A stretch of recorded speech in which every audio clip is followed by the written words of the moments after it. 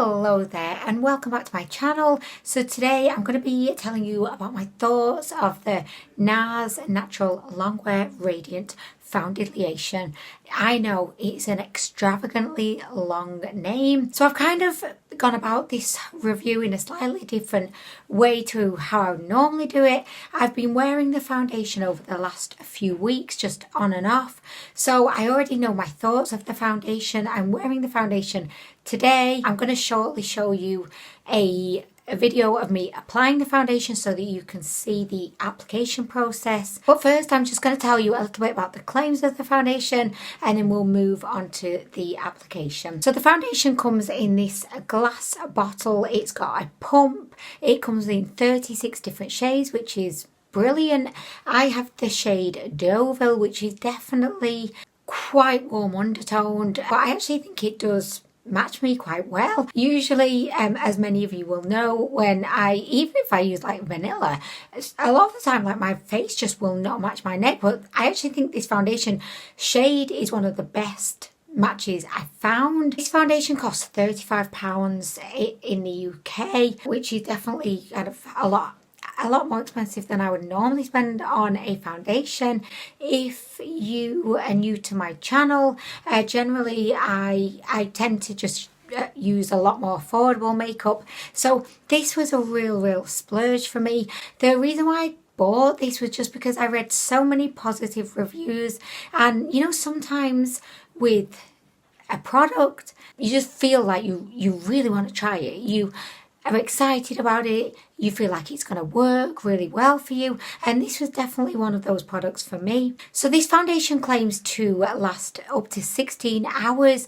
They do have a rather creative claim which states that they think that, or they claim that it will look better over time. So the longer you have the foundation on your face, the better it will look. They say that it has a natural but radiant finish, that it's a medium coverage, but you can build it up to a high coverage, which is kind of at odds with something else they say regarding the application.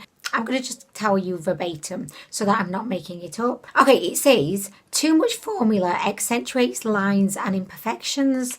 Avoid excess application around eyes or contours of the face, which I feel like for them to have actually put that kind of disclaimer in there, it's kind of worrying really, because it makes you feel like if you did maybe apply a little bit too much, is it just going to look shit? Is it going to highlight my lines and imperfections? So I feel like that's a little bit worrying really, that they did have to put that in there.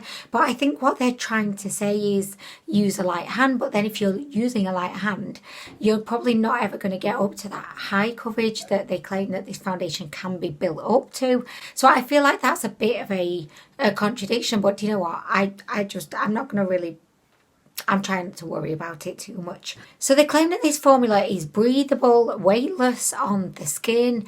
They claim that it's transfer resistant. They claim that it's infused with raspberry, apples and watermelon. I don't know what benefit any of those fruits have within this foundation, but they must think that it makes it more attractive to people. In all reality, I would probably prefer that they didn't put those fruit extracts in here, because I don't know. I mean, I'm saying this from a perspective of not really knowing why they put those fruits in there, but I can't really imagine that they're going to be doing much for us, apart from maybe bumping the price up. And also, do you know what? I love watermelons, raspberries and apples. So I'd rather they be left out of makeup so that there's more for us to enjoy and actually eat. They also claim that this foundation is untraceable on the skin, which is quite the claim, because I feel like that would actually be down to the application. If you applied this like terribly, you're definitely going to be able to see it on the skin.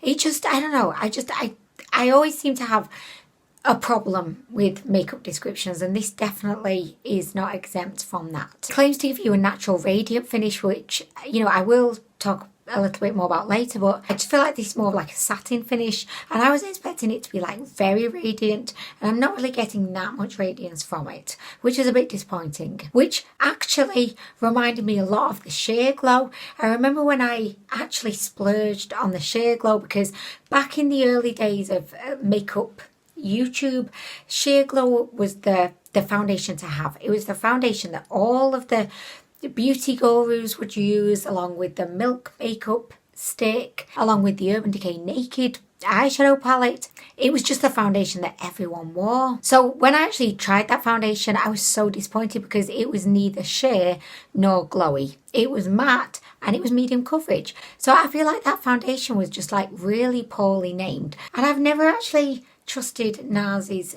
descriptions since then, honestly. So I don't know why I went for this. Like, why did I buy this? I don't know. But anyway, okay, so I'm going to cut to the application so that you can see how the foundation applies, and also you can see kind of one half of my face done and the other half bare. So I'm going to show you that now, and I'll be back to tell you my final thoughts, i.e. a bit of a rant about this foundation. Spoiler. Okay, so NARS do recommend that you apply this foundation with your fingertips, which I know a whole lot of people are probably not going to be hugely excited about, especially in this day and age where we're in the middle of a pandemic. I think people generally would rather use a sponge or a brush, particularly if you're a makeup artist and, you know, your trade is makeup. You may be doing weddings, sweet 16s, proms. I imagine that makeup artists would always want to probably be using brushes or sponges. So I feel like the fact that NARS are recommending that you use your fingers is probably going to scare a lot of people away from buying this foundation. They claim that you should warm up the foundation using your fingers and then apply. Obviously, they have the disclaimer which advises to avoid a heavy application and not apply too much of the foundation in the contours of the face. They also claim that you only need one pump or a pearl-sized amount of the foundation for the whole face. And, you know, I will admit that this foundation, it definitely, because it's quite serumy, you do get a lot out of like a tiny amount. But I think you would definitely need a bit more than one pump to achieve a medium coverage. I must say, in terms of the application, I was very impressed. Personally, because I only use makeup on myself, I didn't mind using my fingers to apply, and I actually quite enjoyed it. I feel like it actually gave me a nice coverage. However, I definitely do like to go in with my sponge after I've applied the foundation, just to make sure that everything is just smooth and perfectly blended out. I feel like this shade is just perfect for me. I took a bit of a gamble because previously I purchased a lighter shade, so this was definitely a little bit of a risk, but I think it paid off because I actually think it does match me really, really well. NARS do have a very, very good shade matcher tool on their website, so I would definitely recommend, if you're going to be buying this foundation or any of their other foundations, definitely check out their shade matcher tool, because it does actually help a lot. It describes the undertones, and also it gives you an option where you can upload a photo and it'll show you what the foundation looks like on your skin. I don't know how accurate that is, and I wouldn't trust it 100%, but I think it's nice that they've gone to that effort, that they're trying to help people match their shade, which I like. I think NARS have done good there. Okay, so we've come to the point in the video where I'm going to just tell you my thoughts on the foundation. I'm just going to be raw and honest, of course. So I was actually, unfortunately, quite disappointed with the foundation. I don't know if it's because I built it up so much in my mind that it was going to be the holy grail foundation. I tend to buy more affordable kind of drugstore or even, AliExpress, Shine, just much cheaper makeup. It's very rare for me to actually try what would be considered a higher end brand, so I definitely did have very high expectations, and also I was paying like double the amount that I would usually, well, more than double actually, than the amount that I would usually spend on a foundation. So yeah, I was definitely expecting a whole lot from this foundation, and unfortunately I was quite disappointed. I just found that, the foundation now, it looks really, really good, but I definitely have noticed that it can make my skin look quite dry, and I'm really, really sorry. I completely neglected to let you know what my skin type is. So my skin type is what I would probably say dry now. I used to have oily skin, and now in my 30s it's dry. I definitely did find that this foundation wasn't the most complimentary foundation on my dry skin. So NARS do claim that this foundation looks better each hour that you wear it. I had the opposite experience. I found that it actually did not wear well over time. I just found that around the nose, on my chin, where admittedly I do have a lot of texture on my chin, I just found that it would look quite patchy, and it's definitely not transfer resistant. I don't believe that any foundation is transfer resistant, and actually it kind of annoys me when I see that claim in a description, because I think that if you're touching your face enough, which I think we all do unconsciously throughout the day, or if you're putting a jumper on, even if you've got your kids and you're just kissing them and interacting with them, you do touch your foundation, and that foundation, it's not bulletproof, it's gonna come off. This foundation definitely does, it transfers. The one thing that I really loved about this foundation is how weightless it feels on the skin. It's very light. It actually feels very comfortable on the skin. It's not too kind of wet and oily feeling, and it's definitely not dry feeling. So yeah, I really, really do like how it feels on the skin. I think it looks okay in photos and okay on camera, but I've definitely found that as I've been editing the videos that I filmed wearing this foundation, I don't think it looks as good as my regular foundation. So that's very disappointing. I think it's very interesting to note that at the same time as I was trying this NARS foundation, I've also been trying out the Skin Paradise Tinted Water Cream by L'Oreal, which I don't have the review of this product up yet, but that's going to be coming very soon. So I was kind of alternating. I don't know why. I was just like, oh, I'll try this and I'll try the NARS and I'll try this, and then back to the NARS. I was just living the time of my life, just trying out these different products. I much prefer this. I much prefer it. This looks better on camera, looks better in person.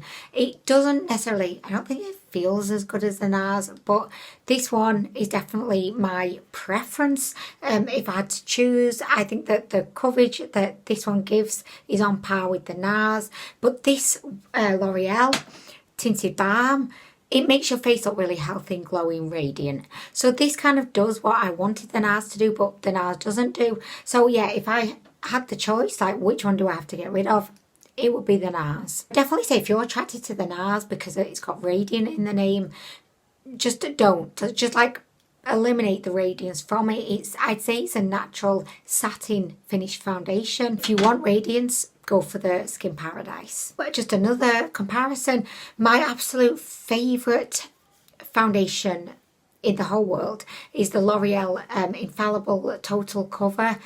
This one is definitely, hands down, my favourite. And again, if I had to choose between the L'Oreal and the NARS, well, the NARS, it will be bin bagged every single time. So the L'Oreal is definitely more of a matte finish, it's higher coverage, but this product looks so good on camera, and as I'm filming my videos, it just looks amazing. This one costs £11 and obviously the NARS is £35.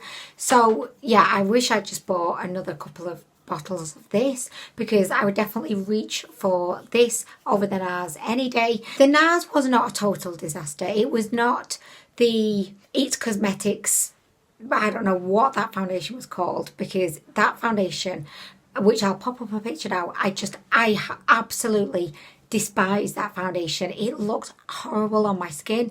So, luckily for me, this NARS foundation is definitely not one that I'm going to throw away. I'm going to be using her. I will use her up. She's just not the holy grail foundation that I was really hoping that she would be. And she's kind of served as a reminder to me that when you don't need to be spending a lot of money to get a really good foundation. I think it's going to be a long time until I actually buy another high-end foundation, because I'm always disappointed. I'm always disappointed because none are ever as good as the L'Oreal Total Cover, and just none. And even the Skin Paradise, perfect. I don't feel like I need anything else. Watch now, in 2 weeks time I will have forgotten all about this, and I'll be buying the Pat McGrath Skin Fetish foundation, which, you know what, I'd love to try that foundation. Well, I know I'm just going to spend £57 on it and then hate it. So yeah, anyway guys, I just really hope that this video was somewhat helpful to you if you were thinking of buying the NARS foundation. Do I think she is a total waste of my money? No, because I am going to use her, but if I had my time again, I wouldn't have bought her. Definitely not. Luckily for me though, she does look good and she feels good on my face. But I'm just not wowed. I'm not wowed. And I wanted to be wowed for £35. Anyway, guys, I am going to go. Thank you so much for watching this video. And I hope to see you in the future. Oh, I hope to see you in the future. What? That's not what I normally say. Hope to see you in the future. I hope to see you in the next one. Anyway, guys, I'll see you soon.